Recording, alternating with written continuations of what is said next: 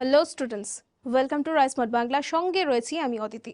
আর আজকেও তোমাদের জন্য ইনডেপথ নিয়ে এসেছি। তোমরা সবাই জানো ইনডেপথ মানেই হচ্ছে কোনো একটা বিষয় নিয়ে আমরা বিস্তারিতভাবে আলোচনা করে থাকি।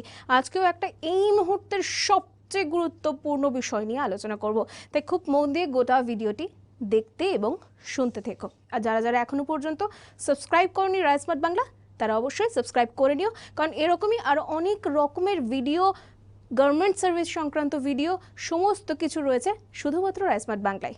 চলো শুরু করা যাক। এল নিনো, আমরা সবাই জানি এই মুহূর্তে আমরা কিন্তু সবাই গরমের মধ্যে ভুগছি। বিশ্ব উষ্ণায়নের প্রভাব সেই সম্পর্কিত আলোচনা করব আজকে। চলো দেখে নাও। অতি উত্তপ্ত এই বিশ্ব আগামী কয়েক বছরের মধ্যে প্রথমবারের মতো তাপমাত্রা বৃদ্ধির সর্বোচ্চ সীমা ছাড়িয়ে যেতে পারে বলেই আশঙ্কা প্রকাশ করেছেন বিজ্ঞানীরা। তারা কি বলছেন দেখে নাও। বিজ্ঞানীরা বলছেন যে 2027 সালের মধ্যে বৈশ্বিক তাপমাত্রা 1.5 ডিগ্রি সেলসিয়াস অতিক্রম করার সম্ভাবনা রয়েছে 66%। দেখে নাও, পরে পেছনে চলে যাব। 2015 সালের প্যারিস জলবায়ু চুক্তিতে বৈশ্বিক তাপমাত্রা 1.5 ডিগ্রির মধ্যে সীমাবদ্ধ রাখতে প্রচেষ্টা চালিয়ে যাওয়ার ব্যাপারেও সম্মত হয়েছিল দেশগুলি। বিশ্ব আবহাওয়া সংস্থা তাদের এক প্রতিবেদনে বলছে যে আগামী 5 বছরের মধ্যে বিশ্বে তাপমাত্রা বৃদ্ধির বিষয়টি ভালোভাবে বোঝা যাবে। আমরা ইতিমধ্যেই অনেকটা বুঝতে পারছি হয়তো। পরে পেজে চলে যাব।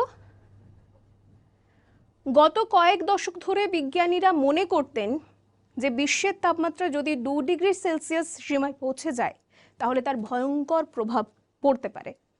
কিন্তু 2018 সালে তারা এই সিদ্ধান্তে পৌঁছন যে 1.5 ডিগ্রি সেলসিয়াস হলেই তা বিশ্বের জন্য ভয়াবহ হতে পারে। এখন গবেষকরা বলছেন যে বৈশ্বিক তাপমাত্রা এই সীমা ছাড়িয়েই যাবে। তারা 98% অর্থাৎ 98% নিশ্চিত যে 2027 সালে বৈশ্বিক তাপমাত্রা এই সীমাটা অতিক্রম করবে। গোটা পেজটা একবার ভালো করে দেখে নাও। পরের পেজে চলে যাব। এল নিনো কি? এল নিনোর দুটি মূল উপাদান রয়েছে।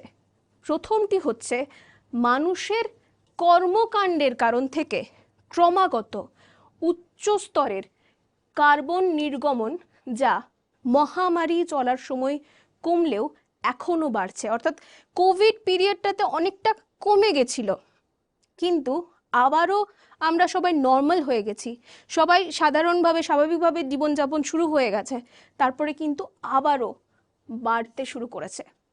এবং আরেকটি খুব ইম্পর্টেন্ট বিষয় হচ্ছে, দ্বিতীয় বিষয়টি হচ্ছে, এটা হলো এল নিনোর সম্ভাব্য উপস্থিতি। আবহাওয়ায় এল নিনো যদি সক্রিয় থাকে, হ্যাঁ, তাহলে সেটার ফলে অনেক উষ্ণতা বাড়তে থাকে। যেমনটা মধ্য ও পূর্ব প্রশান্ত মহাসাগরীয় অঞ্চলে উষ্ণতা বেড়েছে, এবং এই বাড়ার ফলেই সামগ্রিকভাবে আমাদের গ্লোবাল ওয়ার্মিংয়ের সৃষ্টি হচ্ছে। চলো পরের পেজটা দেখে নেওয়া যাক। বিজ্ঞানীরা আরও মনে করছেন যে শিল্প বিপ্লব শুরুর আগে বিশ্বের যে তাপমাত্রা ছিল তার থেকে বৃদ্ধির মাত্রা 1.5 ডিগ্রি সেলসিয়াসের মধ্যে রাখা গেলে বড় ধরনের বিপদ এড়ানো যেতে পারে। তবে তা না পারলে বিপজ্জনক হয়ে পড়বে প্রকৃতি, পরিবেশ এবং মানুষের জীবন। ব্রিটেনে বৃষ্টিপাতের মাত্রা প্রচণ্ডভাবে বেড়ে গিয়ে ঘন ঘন বন্যা হবে। সাগরের উচ্চতা বেড়ে প্রশান্ত মহাসাগর অঞ্চলের ছোট ছোট অনেক দ্বীপ বা দ্বীপরাষ্ট্রগুলো বিলীন হয়ে যেতে পারে। আর আফ্রিকার অনেক দেশে এর ফলে খরার প্রকোপ দেখা দিতে পারে, বাড়তে পারে খরার প্রকোপ, এবং খাদ্য সংকট দেখা দিতে পারে। অস্ট্রেলিয়ায় অতিরিক্ত গরম পড়তে পারে এবং খরার প্রকোপ দেখা দিতে পারে। আগামী 5 বছরের মধ্যে কি কি হতে চলেছে সেই বিষয় নিয়ে বিজ্ঞানীরা অনেক কিছু বলেছেন।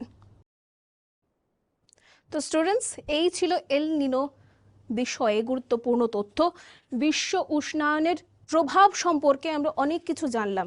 কেমন লাগলো এই ভিডিওটি অবশ্যই আমাদের কমেন্ট করে জানিও, এবং অবশ্যই do like, share and subscribe our YouTube channel rise smart Bangla.